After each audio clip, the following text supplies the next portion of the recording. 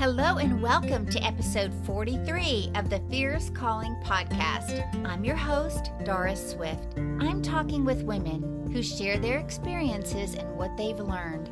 We talk about where they're taking action, where their passion, compassion, and conviction intersect, and how they're using their God-given gifts to impact the world for Christ. Because every woman of God has a fierce calling, and everybody has a story. So, let's tell them to glorify God and share what we know. And I hope this podcast inspires, encourages, and challenges other women to step out of their doubt into their fierce calling and use their God-given gifts to impact the world for Christ. In today's episode, you have a place at Neighbor's Table. I'm talking with my friend, Sarah Harmeyer, from Neighbor's Table, a love mission. She is walking in her fierce calling by gathering people at her table. Little did she know that God had even bigger plans for Sarah's Neighbor's Table. He is continually expanding the borders of this love mission. God not only called Sarah to be a people gatherer, He encouraged her to find other people gatherers too. Maybe that's you, friend. I know you'll love what Neighbor's Table is all about. So listen in while I have a chat with Sarah Harmeyer. Hello and welcome to another episode of the Fierce Calling podcast. And today I am excited to welcome my friend, Sarah Harmeyer. She is the founder and chief people gatherer of Neighbor's Table, a love mission. And besides being a people gatherer, I have heard she likes Twizzlers, and that is my favorite candy. Welcome to the show, Sarah. It's so great to have you. Hello, my Twizzler sister. I had no clue. I know. Isn't that amazing? I saw that. I'm like, we have this connection. This is amazing. So, I'm kind of specific about my Twizzlers. I like them warmed on the dash of my car. So if anyone is like, oh no, Twizzlers, they taste like rubber, try them on the dash of your car, especially in warm Dallas. They warm up just perfectly. Okay. Well, being in Florida, I know There that you will go. work for me. And I'm a little particular as well. Mine have to be the strawberry flavor. Okay, yeah. I mean, cherry like is those good, too. but strawberry is my go-to. That's awesome. So Let's have a podcast about Twizzlers today. we ought to do that. It's so amazing. So, and they go so great with popcorn too. Yes, You're at the I movie. love it. Yes.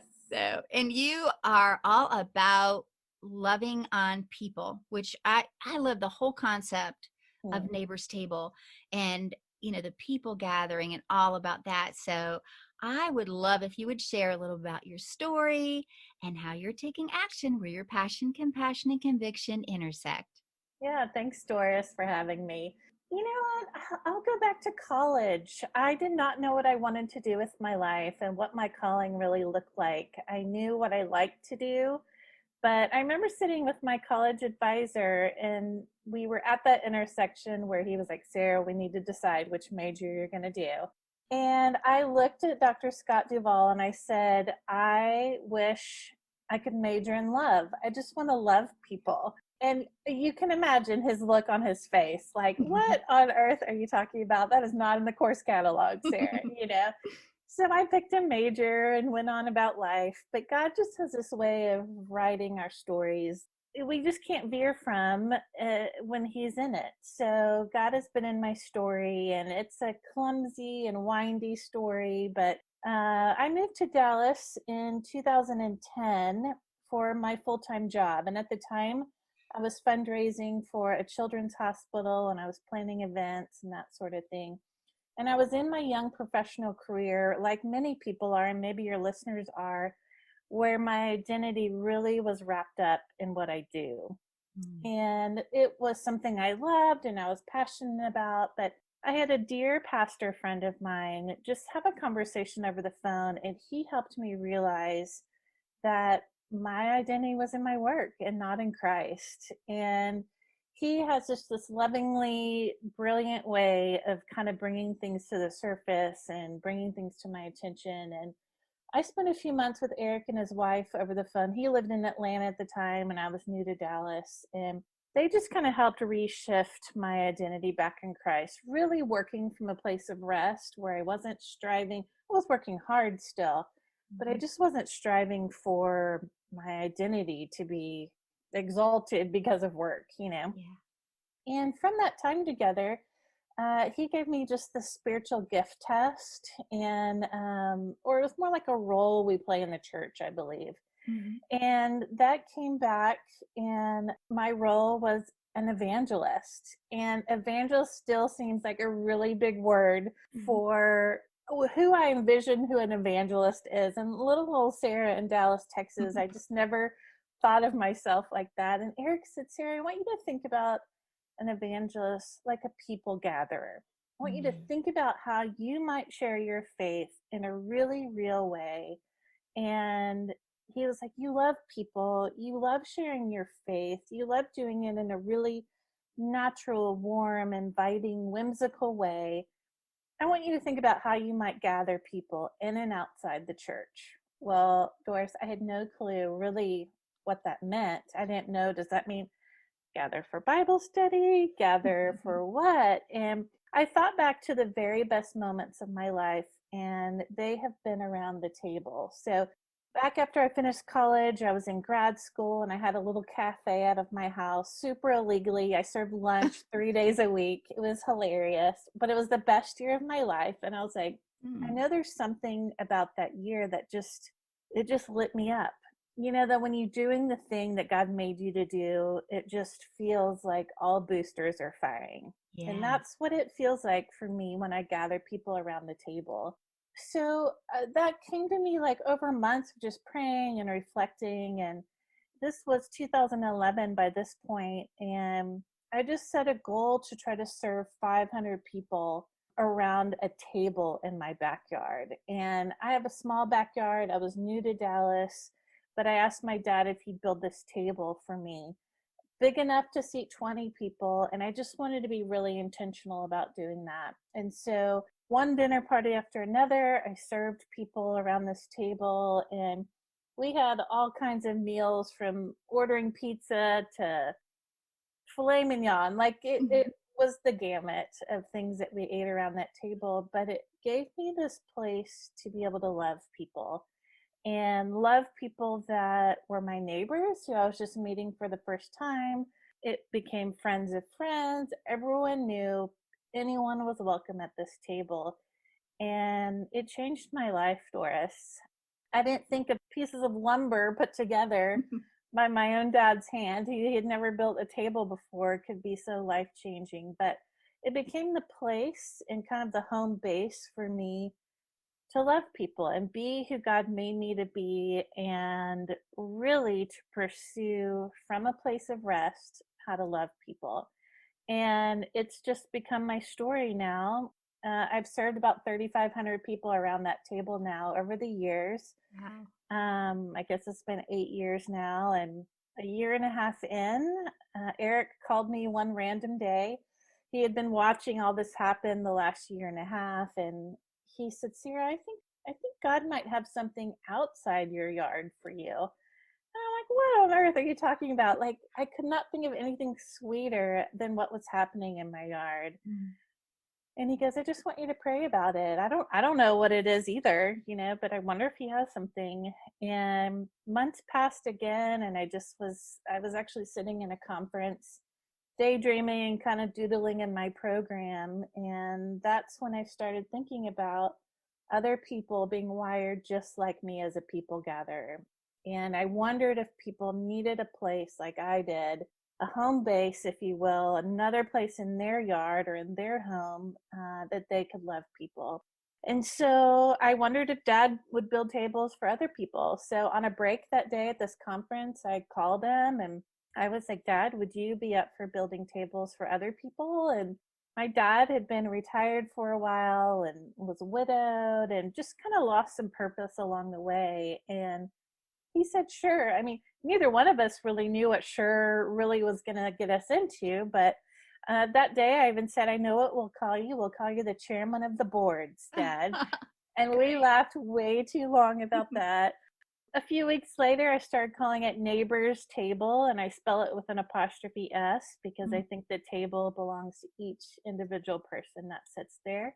And we say it's a love mission. So just wanting people to be really missional about the way that they love people. So I am now a business owner, which came out of me just pursuing who God made me to be. And I've been doing Neighbors Table full time for 3 years this next week, and stepped away from that job that I love to pursue something that just feels so right to me as well. So I'm single and never been married and don't have kids. And this is my greatest adventure right now. So it's such a joy. So Dad had built about 300 tables, and I've hired someone just last year to join him in that. And so this guy Steve has picked up the baton, and he's running with it and making tables. And I deliver these tables all over the country myself, so it's a really inefficient way of doing business.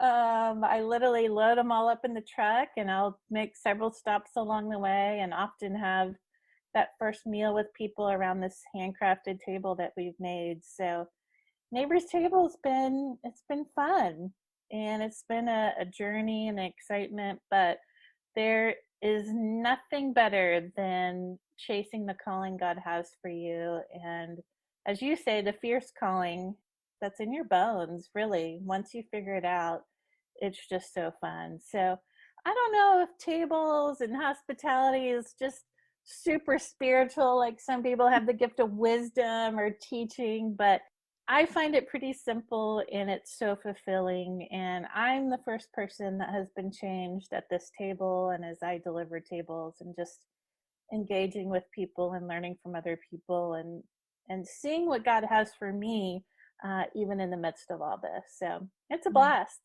Wow, that is so precious. And as I have said, I love everything about that. And even the special touches. First of all, your dad being the one to make the tables, and your first table, and even how intentional you are about making sure there was that apostrophe in the word neighbors. That is amazing. And I love that, seeing, someone that is, like you say, walking in what they were made to do. It's so encouraging. God was kind of like preparing your heart for what was to come. So you didn't really know what was coming. And then when your pastor, with all this prophetic insight of there is something more, and just pray about this, and you didn't even have a clue. And then here you go, and it starts kind of rolling out. And I like how you said all boosters are firing, because that is an amazing sweet spot to be in. When you are doing something that God has called you to do, it just feels so right. Yeah. And that's a great way to describe it. You just have this joy that just is overflowing. And I love that. And I also love that you personally deliver these tables. Yeah, it's pretty crazy to do that, but it is, I can't imagine shipping tables or sending them out with someone else. I mean, the whole thing has always been about people to me. So to not have that interaction, I'm the one answering emails when people inquire about a table. It's me, it's not someone else. And I'm involved in every step of the way. So it's really a joy. And I know a little bit about people before I show up, but it's truly like God is just gathering these remarkable people across the country and sparking something in their heart. Like my heart was sparked as well. And it's like just pulling up to my people. Like they're like me, and they're beautiful and unique, and they all gather in unique ways. It's just so fun to meet people. So I can't imagine not doing that, but I've got some wonderful memories and adventures because I do that. So it's amazing, because it's like, the word says that God expands your borders, or that kind of thing. He's expanded your tables all over. Like your table has expanded to all these other tables, and they're like all really connected. It's not like there are all these separate tables all over, because of the personal touch and love that you put into it. It's like your table has just grown. And I just love that you bring it to the people. And they're the people you connect with. Yes. Well, I think it's God's grace that even anyone outside my own neighborhood knows about neighbor's table or my Yeah. table or anything. So the word just spreads, and God just takes, a little bitty seed and Mm. spreads it far and wide. So the last couple of months, I've made it all the way over to Vermont, all up the East Coast. And I just returned a couple of weeks ago from the West Coast. I made it all the way up to Spokane, Washington. And we're in, I think, 36 states now with our tables. And that's what I say. You nailed it, Doris. Like, everyone is connected in a way. When I deliver these tables, and if I say a few remarks, if we're gathering people or something, I'll say, there are people just like you across this country, in their community, in their neighborhood, in their yard, that are working to love the people around them the best they can. Just the people to the left and right of them. For some people, that's their family members. Mm-hmm. Some, that's their neighbors. Some, it's the people he works with at his office, or she teaches with, or the kids in, the classes at school together, or whatever. And it's beautiful to know we're all sitting around the same table that started, in my backyard. So Yeah. it's And fun. what's really, really precious and amazing is that God sees all of that going on when it's going on. Like he can look Yep. over the whole United States. It gets like, I'm getting chills. He could look over the whole United States and see all the gatherings going on. Yeah. And of course, they're different time zones. So, like Yeah. Yeah. California will be eating about 3 hours later than like the East Coast. Yes. But it's just amazing to think about that. And I've read your blog posts, things that you've put on there about stories and all of that. And you shared the scripture, the 1 Thessalonians 5:24, that says, the one who calls you is faithful and he will do it. Mm-hmm.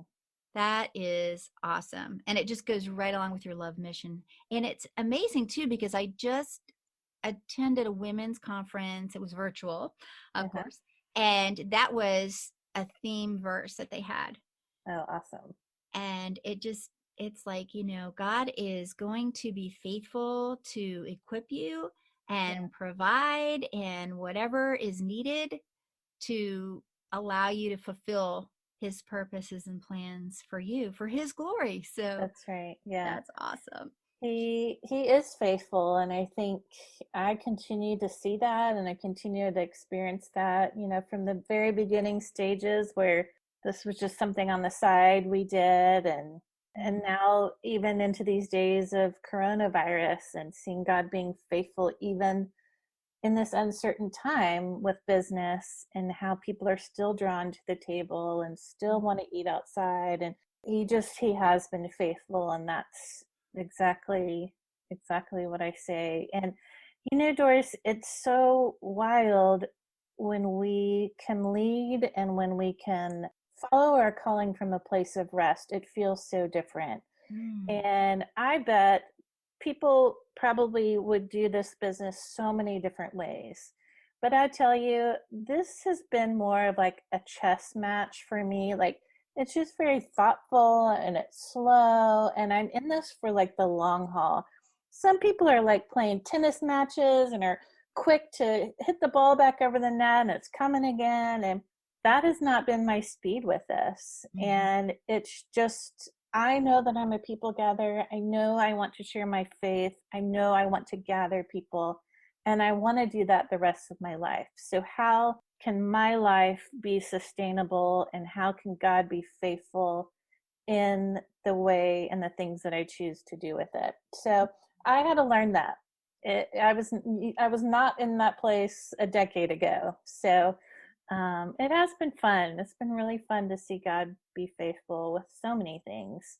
Yeah. I'm a Looney Tune. I mean, when it comes to business and knowing how to do that, Mhm. now I've got really great people around me that are supporting the things Yeah. that I'm not as strong at. But yeah, he's been good.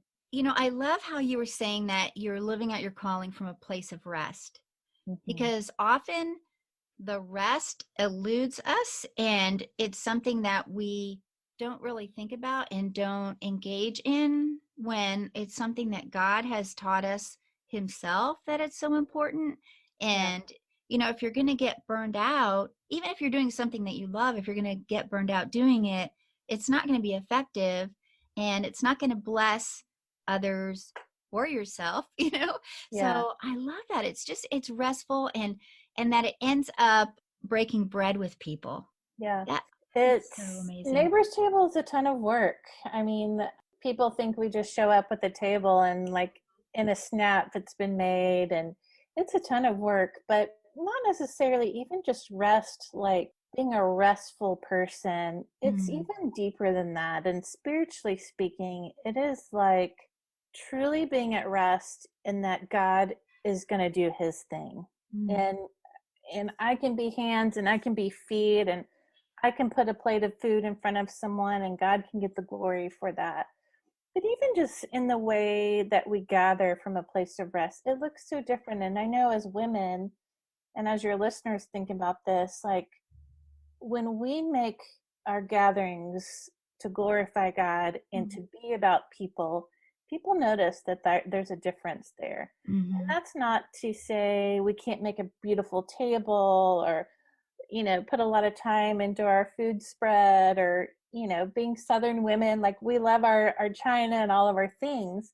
God still gets glory in that, but when we focus everything into that and not about asking him to be present at the table, mm. um, and striving to impress and striving to make sure everyone is perfectly comfortable without leaving space for God to do that, Mm. it's different. And I think I gather differently now after learning that back in 2011, so Yeah.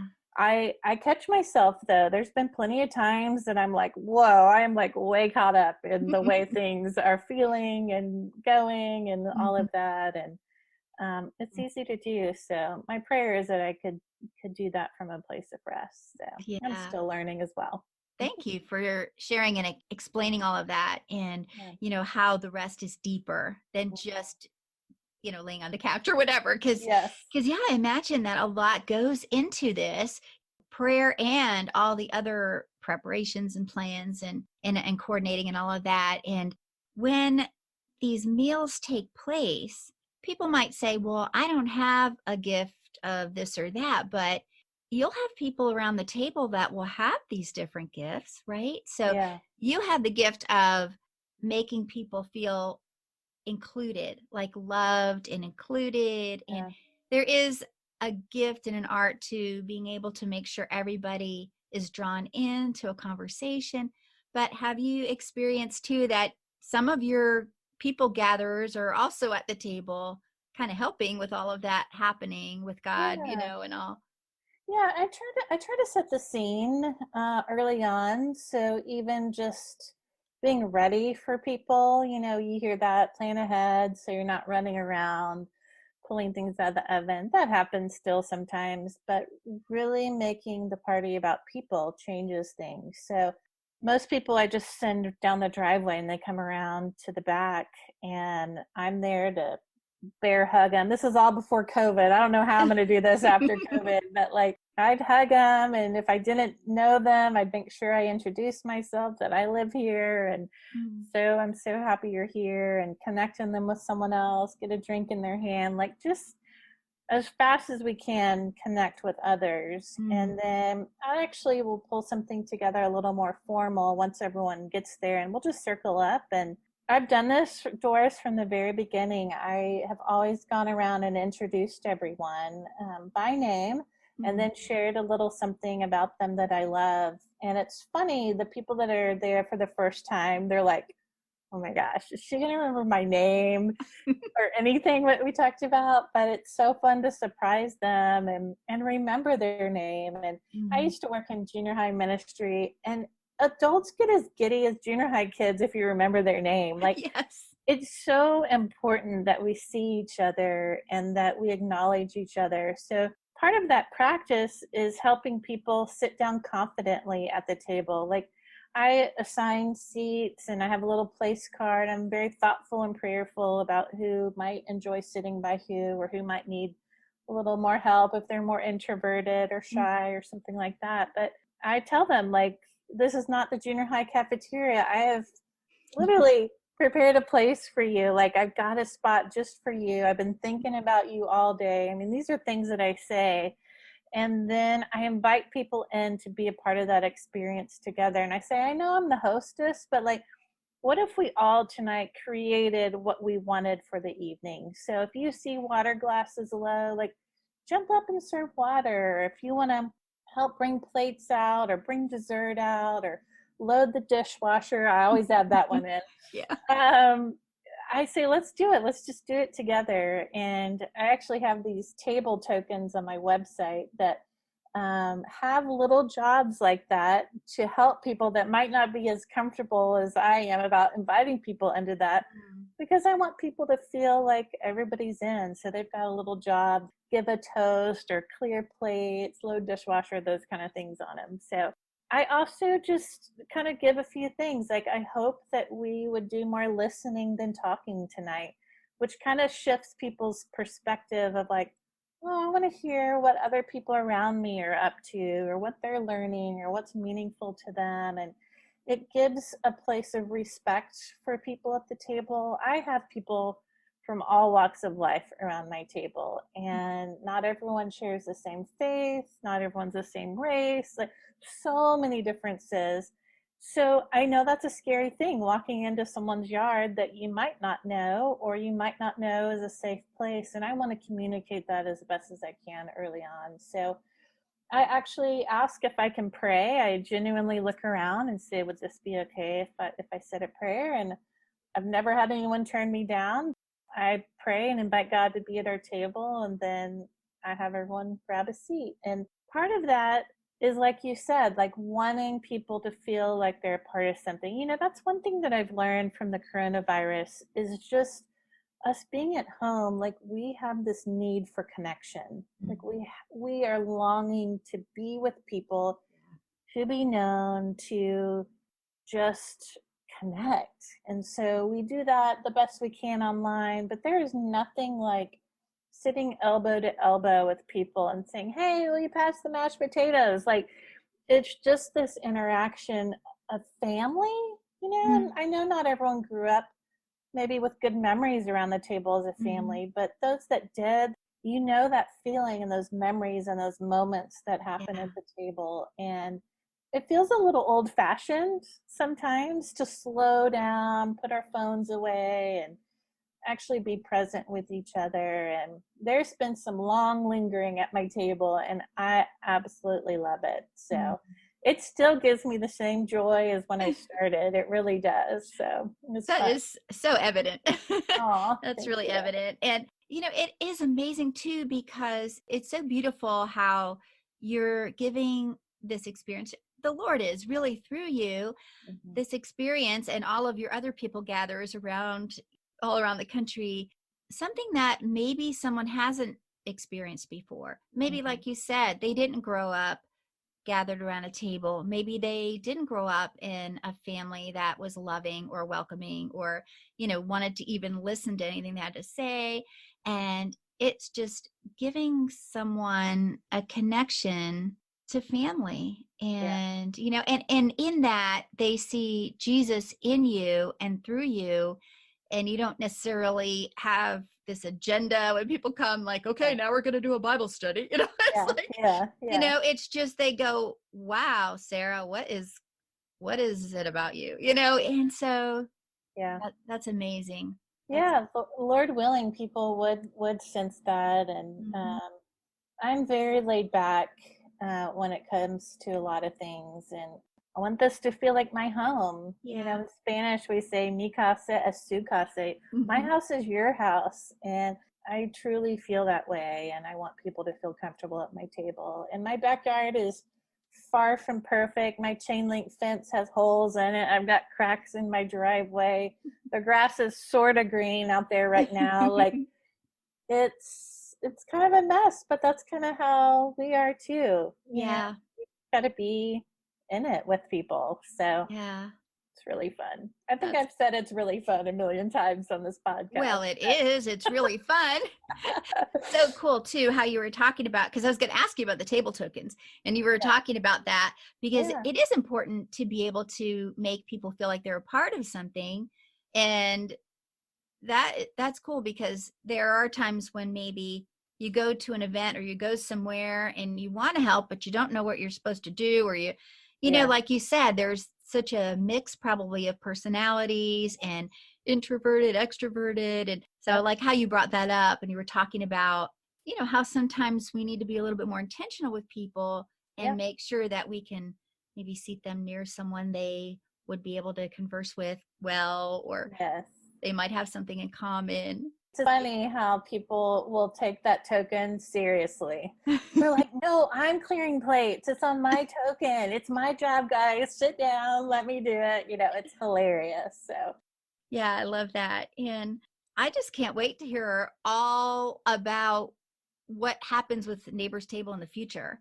yeah, And, you know, that your goal for 2020, what is to have a table in every state, right? we'll see. We'll see. All Yeah. right. Coronavirus threw us a twist. Yeah, it's been a little bit of a weird year that never was. I kind of think Yes. You know how what it that goal continues. is? It just really is like we were talking earlier, like Mhm. just thinking about a map, knowing that God is seeing this love happen. I think there's not a better time than right now to be Yeah, loving the people around us. So yeah, that's what that goal was in my mind, is just thinking about people in communities everywhere across the map. Does yeah, it make a big difference if we're, you know, in every community? No, but it's exciting to me to see that map spread, and people in different places. And it's great. I'm going to Houston next week, and we have so many tables in Houston. It's like saturated, it's beautiful. And I thought of like 6 families within a 3-mile radius from where I'm delivering that could easily come over and help welcome them to the Neighbors Table family. And like, that's just joyful to me to think mhm, about people. I mean, that's where you get into having like progressive dinners where people can go from table to table and you yes. only have to drive a little ways. That's just fun to me. So, no, we're in new states, you know, every year, so That's it's great. fun. And that Yeah, is a good goal to have, because really, when you know that you have neighbors tables in every state, it's not necessarily just we've got a table in every state. It's we've got people gathering in all these states, yeah, and it makes people intentional about it and being able to love our neighbor. yeah, That's yeah. really what God has called us all to do. Yeah, it's so encouraging to me. You know, most everyone is a natural people gatherer that I meet. I mean, Hmm. talk about driving into the most wonderful homes. Like, people have got snacks for me and gifts for the road. I mean, they're just like the most loving people ever. But I also visit with people that want to do that. They have a desire to love their neighbors, and they have a desire to gather more than they have been. I Yeah. remember delivering a table down these farm roads in Indiana. And this was in the fall, and they had this old barn. And when I got there, we unloaded 2 tables for them, and we were going to have a brunch together. And she says, now what?